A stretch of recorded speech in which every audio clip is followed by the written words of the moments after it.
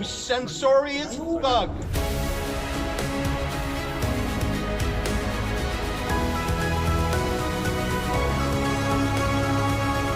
Ezra Levant here in a neighborhood in Dublin called Coolock. Standing outside a Burger King, there's lots of kids in there. Behind me, the Leisureplex. As you can see, it's all about family fun. Different ages. They even have a ballroom. You know what I mean? The room of all those little balls where kids go in. There's the Odeon Theater. This is a place for kids and for families. But right across the street there is a abandoned or empty warehouse factory. Used to be a paint company, but the government has decided to put hundreds of migrant men in there. Just men, hundreds of them. I've heard 250, I've heard 500, I've even heard 1,000. And they're just plunking them down in this residential area, an area that's actually low income, where they don't have services enough already. That has led to opposition amongst the locals. And there's no process of objection or consultation. If they were going to build a big apartment block there would be all sorts of hearings and is there enough parking? What does it do for traffic? None of that applies here. The government has announced they are putting hundreds of migrant men here, and the local community can like it or lump it. For months, a group of men have been standing outside the front with like a homemade blockade, stopping the construction from getting underway. I was here 2 months ago. Let me show you what that looked like. I'm standing in front of a protest that has been here for weeks. It is an encampment. There are men who rotate through here. There are flags, there are signs. Who are these men and what are they protesting? They're Irishmen from the neighborhood of Coolock, who are protesting an empty warehouse that used to be owned by a paint company. It's a massive warehouse in which is planned a migrant residence. What they plan to do, the government, is turn this warehouse, which used to store paint, into a home for 500 to 1,000 migrants, including some single men. They seek to put modular homes into this building. And these people in the local community are saying they can't bear that. Some of them say to have this many single men in this neighborhood with nothing to do is a risk, especially given that right across the street is the bowling alley, the Burger King, the place where all the kids mill around. Putting hundreds of military-aged foreign men unemployed right across the street could upset the neighborhood, could cause issues ranging from safety to access to services. This is not a wealthy part of Dublin. One of the complaints is who will service these newcomers.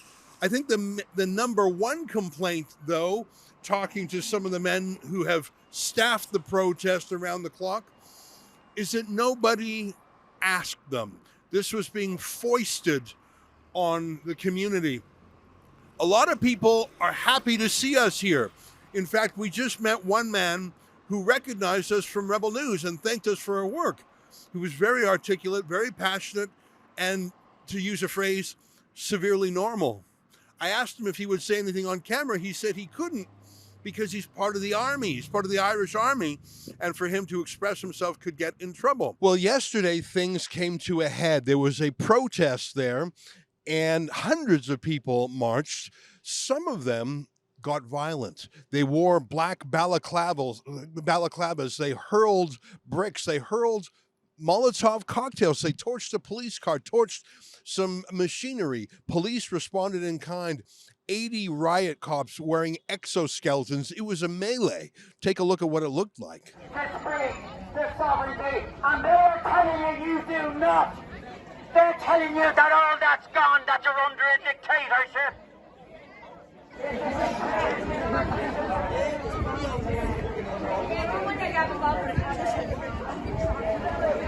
Without any backbone, I discuss this.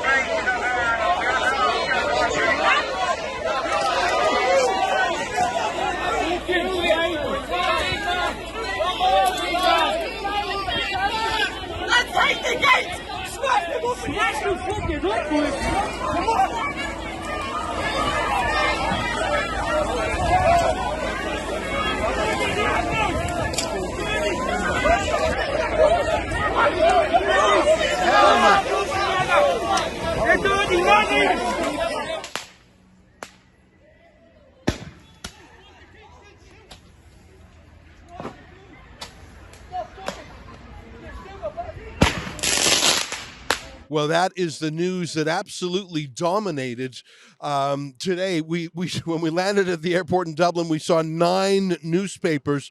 The front page of each one was about the arrests. It wasn't about the underlying politics or the underlying grievance. It was about the 15 people who were arrested. And in a way, that's a double shame. Of course, violence is not a solution to public policy problems, but it also took all the oxygen and all the attention away from the underlying grievance in the community. I want to show you just a few of the headlines here. This is the Irish Daily Mail. Deplorable, at least 15 arrested. Violence on streets, mob fury. Again, talking about those people who were arrested. Day of mayhem. But let me show you a story. But look at this story here. The front page story was about the mayhem. Row brews over plans to house 280 migrants in a village of 165 people. Local politicians appalled at lack of consultation with community. And here's that local Dundrum House Hotel has been earmarked for accommodating international protection applicants. And then suddenly the government announced your village of 165 will now have 280 very special guests. They're all men. They're all foreigners. You have no say in the matter. We're taking over your local inn. So goodbye to your tourism industry. And we're just doing this to you because you weren't asked. You didn't give your consent. And have no way to protest. Can you see why some people would be driven to such extremes? Let's go across the street now to where the actual riot happened. Remember when I was standing here in May? This is where the men had a kind of encampment. It reminded me a little bit of the Canadian truckers or the anti-carbon tax protest west of Calgary. There were a bunch of ordinary people here with Irish flags, and you can probably hear in the background a lot of cars are honking as they go by. Well, this is new. I think this was put up last night after the fiery, riotous protest. Enormous concrete blocks, making it very impassable. You really would have difficulty climbing over those. You wouldn't want to. I mean, that certainly wouldn't be for anyone other than a young athletic person. You wouldn't have the kind of mass protests that 90% of the protesters were yesterday. Obviously, there are people undeterred. I see 2, 4, 6, 8, 10, 15 people here with Irish flags. You can see they have some signs. Concerned parents for Coolock, protect our children. Ballina says no, supports Coolock. People honking as they go by. I mentioned that town, that village of 165 people getting 280 migrants dropped on them. You can see that massive structure behind there. Do you see that massive structure? That used to be a paint factory warehouse kind of thing, and it's empty. And at least the plan I was told, and I'm not sure if the government's being candid with this, was to have like those giant intermodal C-can boxes turned into little housing units, completely inappropriate. I mean, to turn that windowless warehouse into basically a warehouse of people, migrant men, right across the street. I showed you before this mall across the street. It's a kids mall. It's a family mall, the Burger King, the Odeon, the kids leisureplex. Imagine putting 500 single military-age migrant men there and saying, suck it up. We're the government. We're telling you how it is. Shut up, they explained. Let's go across the street and see if anyone will talk to us. My guess is they hate the media. Were you at the protest in May, the big march in the city? I was, yeah. What's your name? Jade. Nice to meet you. So yesterday was a big conflagration. We could see some of the charred. So major. It was a big, big thing for Coolock, and it's what we've been trying to prevent. We didn't want this. We wanted it peaceful, kept peaceful. We've been here for 116 days, day and night. We've given up so much and sacrificed so much to be here. We tried to find a better way, but unfortunately they didn't listen. The government is letting us down once again. They will not listen to the people. The people do not want this. We've been saying no. Is there any process, legal process, political process, zoning, planning? Is there any way that you can express yourself through the system? Everybody is ignoring us. We've tried to reach out to everybody. We're falling on deaf ears. We're being called uneducated, jobless, you name it. We've been called a far right, racist, bigots. No one is listening to us. In fairness, our concern here is for the concerned parents of Coolock, for us. As concerned parents, we don't want 1,000 men or 500 men, wherever they want to put in. We don't want that in here. We want the safety of our children to be able to walk and go where they want. Our children are going to be able to come down here. Across the road we have our Plex and our Burger King and a few little things over there. Our children aren't going to be allowed to do this. So they're going to be, if they're all these men coming in are unvetted. We're not going to stand there and let that happen. We're not having that. We'll die for our children. They disrespect the way we live, you know what I mean? They have their own way of living. They disrespect our way of living. Is there any politician, even a local councillor maybe, who's championing your point? Not one local councillor from around here wants to know. They've ignored us and ridiculed us from day one. They don't want to know. But why? I mean, here's the thing. I read 9 newspaper front pages today, 9. And all 9 of them were hostile. I heard on the radio condemnation. And yet just standing here, car after car is honking in support. The media do this. They send out the wrong message. They're trying to play with people's minds. But is there no one in the community who is willing to take your point of view? Pepper came down and he gave us a great bit of fucking support. And who's that? He's not from Coolock, he's from Finglas, but we have no Coolock representative that wants to come out here and support our own people. Us very people who got them in their seats. Now, was there just recently the elections for that position? Yeah. Did any people who had this as an issue run? Yes, they did. And how did they do? Done very, very well, but they were short 76 votes to get a seat. And what was it a particular political party that won? No. They're independent? They were Independents were up in the high, yeah. But no political party around here. They didn't do as well as they usually did. And has the local politician even met with you? No, they've ignored us. No, he didn't get in. He's not a politician.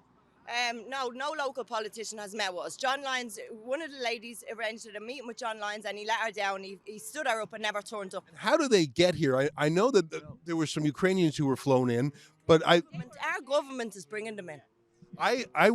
When I was here in May, I went along the canal and there were a lot of men sleeping in camps. They were from Pakistan. One said he was from Palestine. Like, how do they physically get here? Because there's no direct flights. They're coming from France into England. And then they go over to Northern Ireland and come down? The people that's over there, they've been trained, they're going to be put on a boat and put back to Rwanda. Is it Rwanda? So they're coming through Northern Ireland. So they go to Northern Ireland, which is part of the UK, and then they come here. You see them getting taxis into O'Connell Street.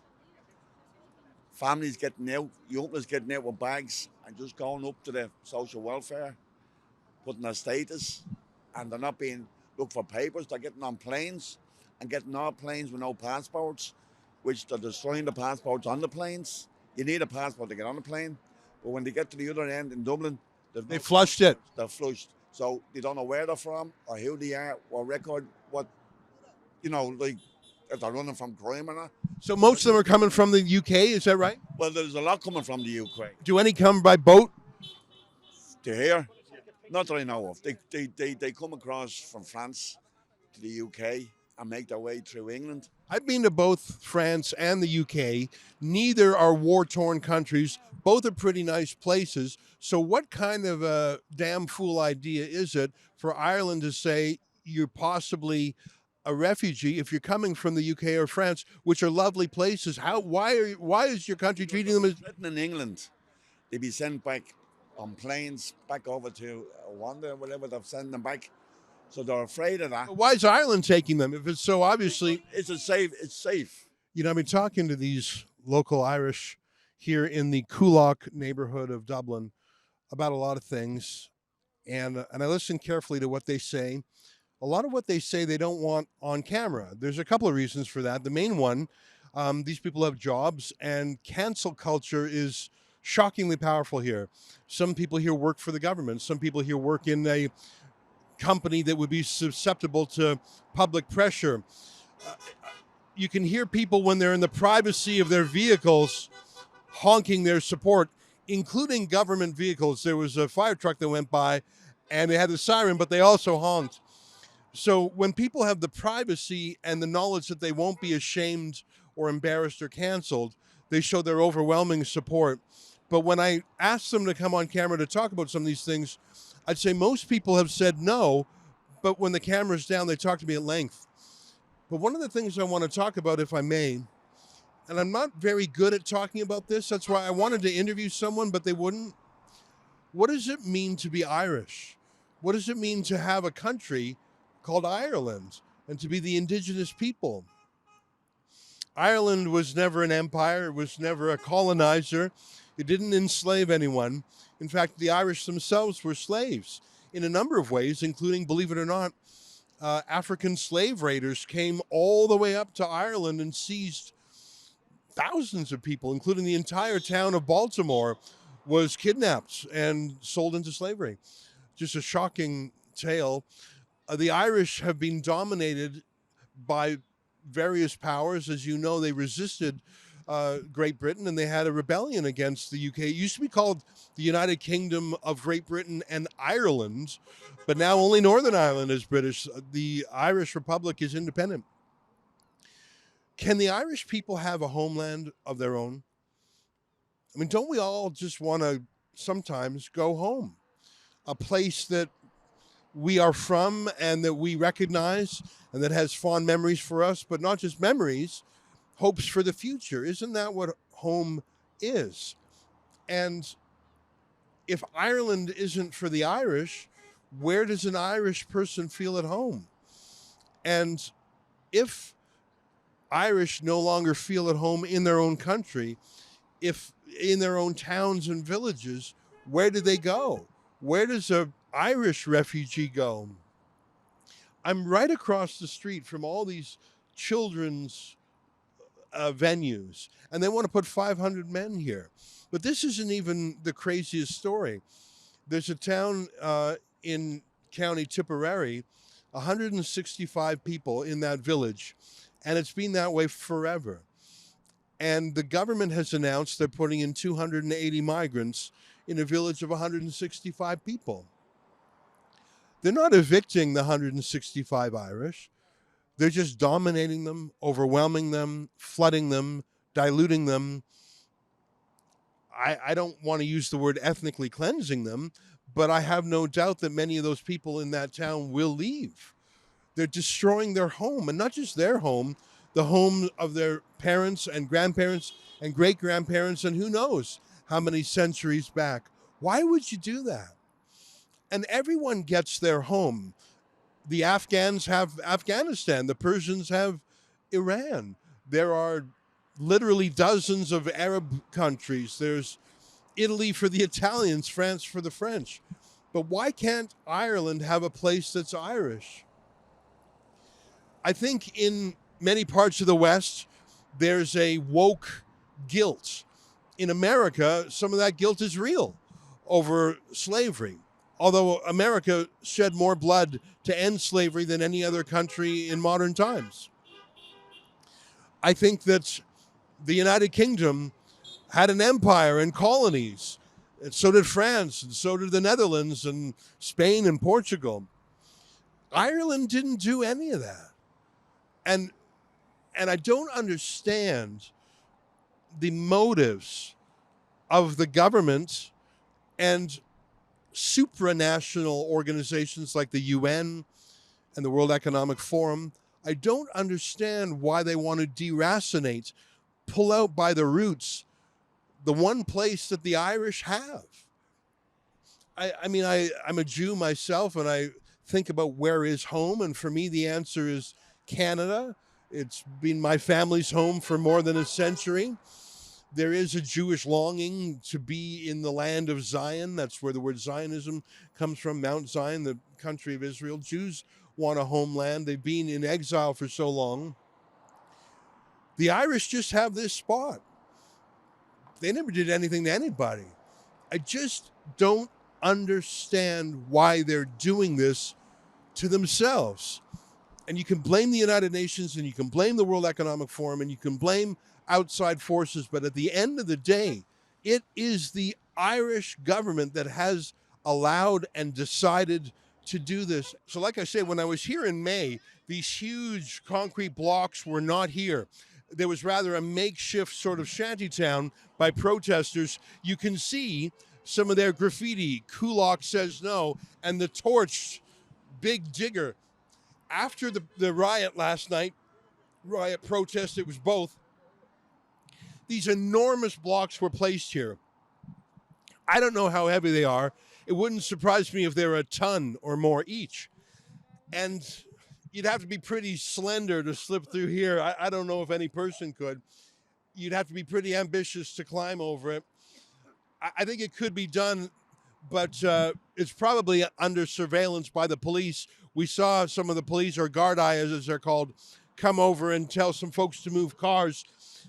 It was actually quite a friendly interaction. I think everyone wants to tamp down the energy level since last night. But the irony of putting up a massive Mexico-style wall, a border wall style barrier here, but not at the border. As this one gentleman was saying, a lot of these so-called asylum seekers, they're coming in from the United Kingdom. Remember, if you know your geography, Ireland, it's an island, the northern part is called Northern Ireland, that's actually part of the UK. The full name of the UK is the United Kingdom of Great Britain and Northern Ireland. So Northern Ireland has an international border with the Republic of Ireland.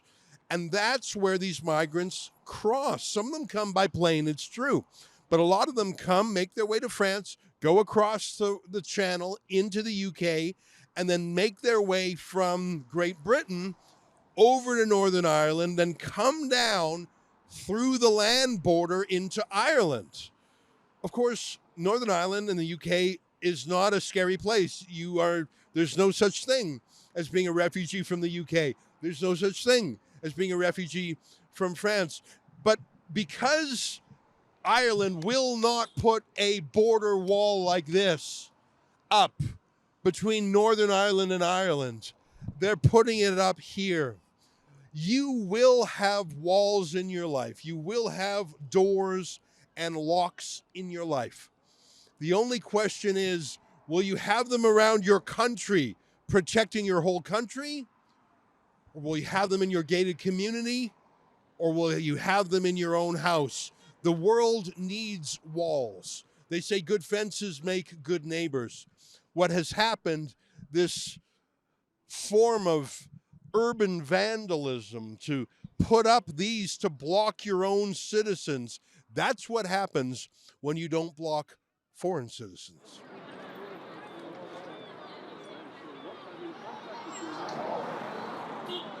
We went to meet a journalist who was arrested last night. We left this zone because part of his police conditions for release are that he cannot be anywhere near here. While we were meeting with him, we heard that this gathering here had increased, so we've come straight back.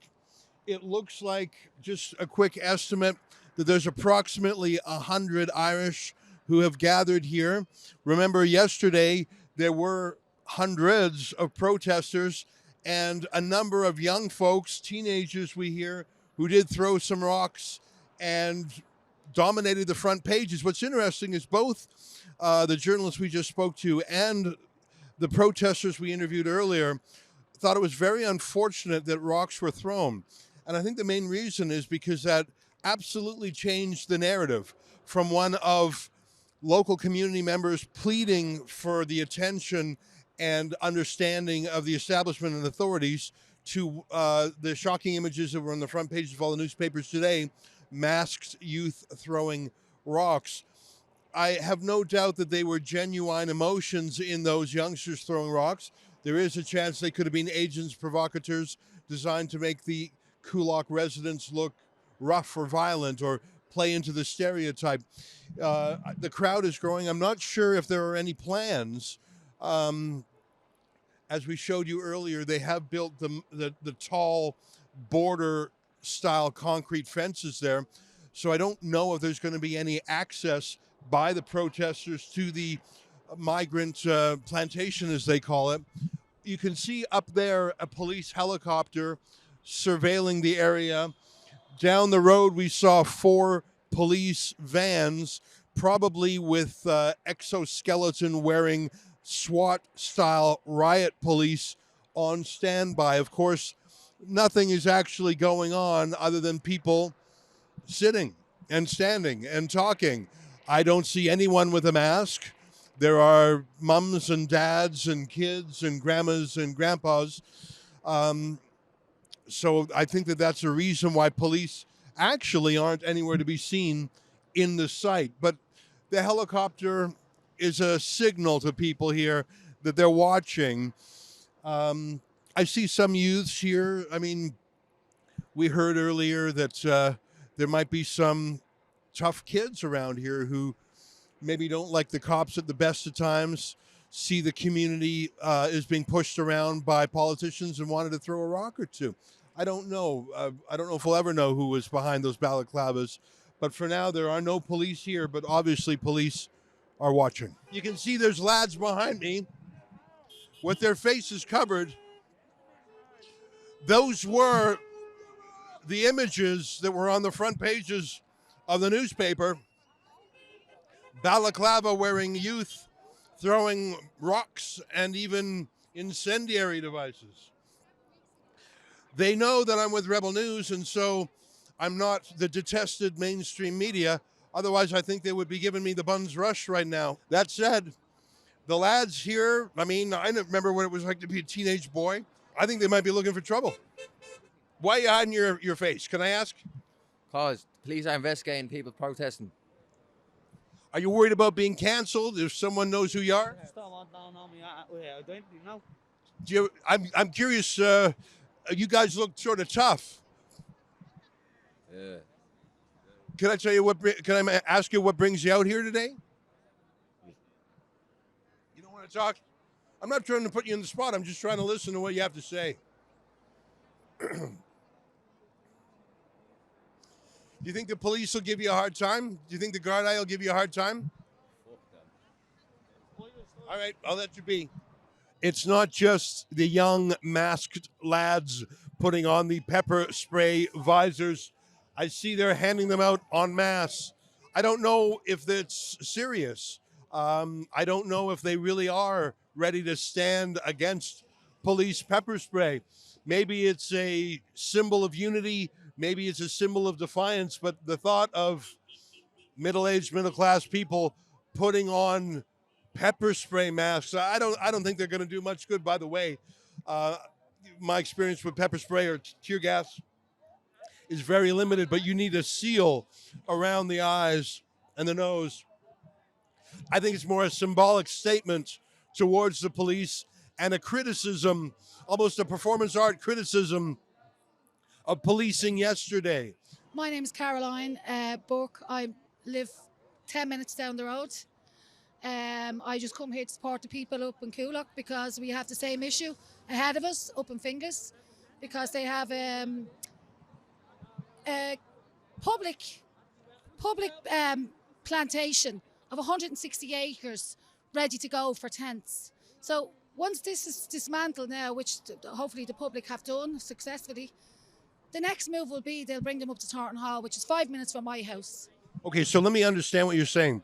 There's this big factory here. It's sort of empty, and they want to turn that into a migrant center. You're worried that whether or not this goes ahead, there's another 160-acre park or natural habitat. You're worried about that will be turned into a kind of refugee camp?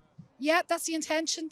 We have people up. How do you know that's the intention? Have they said so? Yes, it's been disclosed, and there's people up there camping, sleeping there in tents to prevent this on the gates. Oh, so you're saying Irish people are sort of squatting on the land to keep out those who would build the refugee camp? They have the gates locked and they're manning the gates, trying to prevent a plantation to go in there.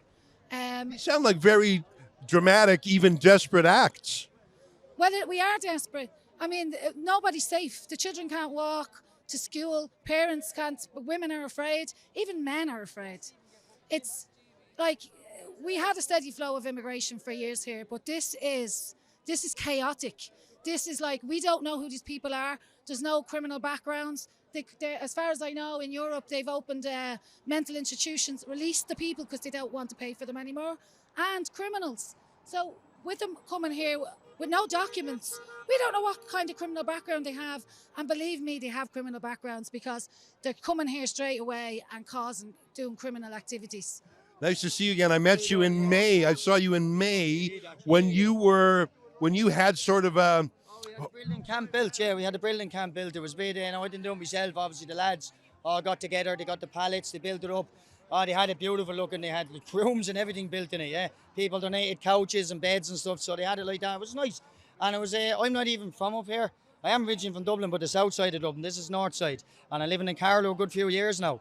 But I came up here to give me a bit of support, you know what I mean? And I was more than welcomed. You know, you hear all these bad things about, oh, Coolock this, Coolock that, they're bad. They're not. They didn't turn around and say, you're not from around here, you piss off. They didn't say nothing like that to me.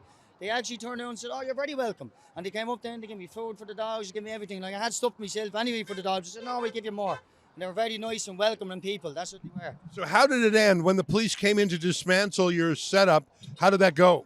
Well, I wasn't actually here now when it happened, but I actually seen the video. I'm on one of the pages there to do with Coolock. And when the lads started to put up on the page like, that the guards were all over the place here and that they surrounded everything and they were told they only had a couple of minutes to move and they kind of got out of there, they didn't have much, what could they do? And then they come in and bulldozed the whole lot out of it. Bulldozed it? Everything, yeah, bulldozed the whole lot. Smashed everything, so you can see it all behind the back of there. It was all smashed up. People's belongings, everything destroyed, you know what I mean? Gave them a few minutes and that was it, like. Didn't ask them peacefully, whatever, they just come in and that was it. Wrecked everything, which was an awful shame, do you know what I mean? It is terrible. These people are here, as they said themselves, they're here to protect our communities. That's what they're about, to protect our communities. There's a lot of reasons this is happening, but I think that it could not happen without the consent and approval and energy and dedication of the Irish government. There are foreign forces that would want this. The migrants themselves want this, but none of this can happen without your Prime Minister, your Taoiseach.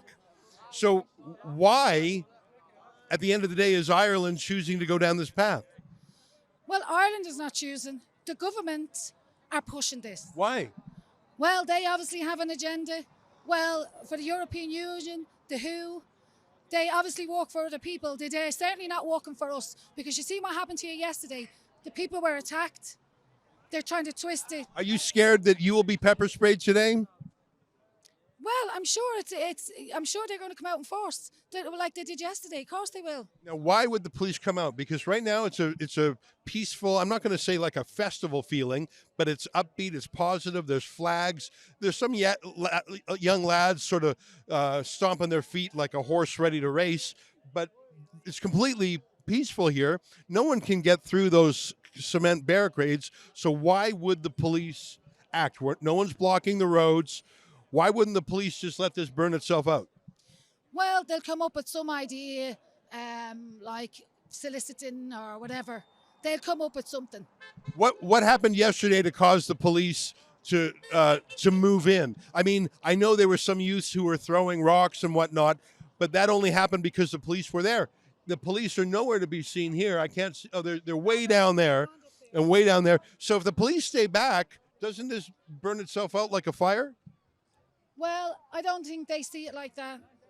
You know, we don't know what they're capable of now at this stage because as far as we're concerned, they don't work for us. They're protecting the migrants. They're not protecting the Irish. Well, we've been here a few hours now, and there's lots of folks. Do you have anything to say? I love cocaine. There you go. I honestly couldn't understand when he said he loved something. I didn't catch what it was. There's a lot of young people out here, a lot of young guys. And where there's young guys, there's young gals. And the whole community's out here. There's mums and dads. And a lot of teenagers, I'd say between 14 and 20, have face masks. And last night, they did what young men sometimes do. They got into a scuffle, more than a scuffle. They threw rocks and, in some cases, crude Molotov cocktails at police. The police charged them. There was violence, 15 arrests. And, of course, there was an arson in the area of the proposed migrant center itself. Obviously, arson is a crime, and so is throwing bricks and incendiary devices. And I suppose from that point of view, the police had no choice whatsoever but to deploy to stop the arson in the migrant center. And I don't think police can abide people throwing rocks. Today, the migrant center is walled off by high concrete fences.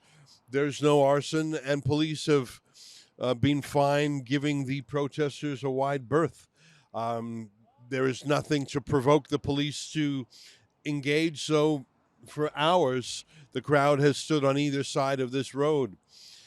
What's interesting is there's no sign whatsoever of any wiggle room, any compromise on the part of the government. Let me show you two videos that I saw on the internet while I was here today. The first is the state broadcaster, which here is called RTE, tried to find a single person in the neighborhood of Coolock that supported the migrant center. Here's how that looked. On the streets around Coolock today, the events of last night still fresh in the minds. And as with most things, opinion divided on the issues that have fixed the tension onto the place. I'm delighted they done it. They shouldn't be bringing them migrants into the country. And that's my honest opinion. And why is that? Why is that? Because why don't they house the Irish people? The Irish people should be housed first. It says an awful lot about something like that can bring hordes of people into one area, and the area itself gets the reputation, and it's not even the locals that are causing the problem. I didn't like the disturbance, but at the end of the day, people are right in what they're doing. Like, they're standing up for themselves in the community. It's about our kids as well. So I get where they're coming from. You won't be going in. The people in the area won't allow that. Can't. There might be more protests, eh? Well, if they're going in there, there's going to be a lot more protests. Yeah, they couldn't find one. But here is the government saying they will not bend. They will continue. Take a look. Absolutely not. Plans will continue as set out. It is so important that we can provide accommodation to men, women and children who are fleeing extremely difficult circumstances. We have an obligation to provide international protection. It will be done in consultation with the communities, and I have to stress this point. This does not reflect the communities in Coolock, so many of whom have been extremely welcoming to so many who need our support and our help. But this is unacceptable behaviour. Communications cannot be used as an excuse for these type of violent scenes. Why would any political leader, why would the police, why would politicians, why would journalists look at the hundreds of local residents opposed to this and say, we are going to go ahead, damn the torpedoes? It's because if they blink in even one of these towns or cities, then that gives courage to anti-migration activists anywhere, that they can stop it. By the way, the reason I'm wearing this press vest is that there was a point there earlier we thought maybe things would get a little spicy, and I wanted to indicate in some way to police that even though I was standing amongst the protesters, I was a journalist, not a protester myself. Ireland seems absolutely dead set in hurtling forward in its mass immigration policy. I'm actually astonished by it. Tomorrow, we're going to do something a little bit different. If our plans maintain, we're going to go to a very small village about 2 hours from here in the county of Tipperary, a village of 175 people, where they're going to bring 280 migrants. Do the math there. They're going to more than double the size of the village with foreigners, almost all of them men, who they're going to absolutely transform and destroy the village in the name of what? It's going to be a crazy day. It won't be a day with a lot of people like this. There's more people here than live in the entire village we propose to go to. This is a crazy place, and I don't understand the basic question, why? Maybe we'll get some answers. Until tomorrow, on behalf of Rebel News, I'm here in Dublin, Ireland, with our videographer, Lincoln J. And of course, in the U.S., we have Efron Monsanto and Yankee Pollock on the ground at the Milwaukee Republican Convention. To you at home, good night. and keep fighting for freedom. No, I don't know if you heard me. I'll say it again. Keep fighting for freedom.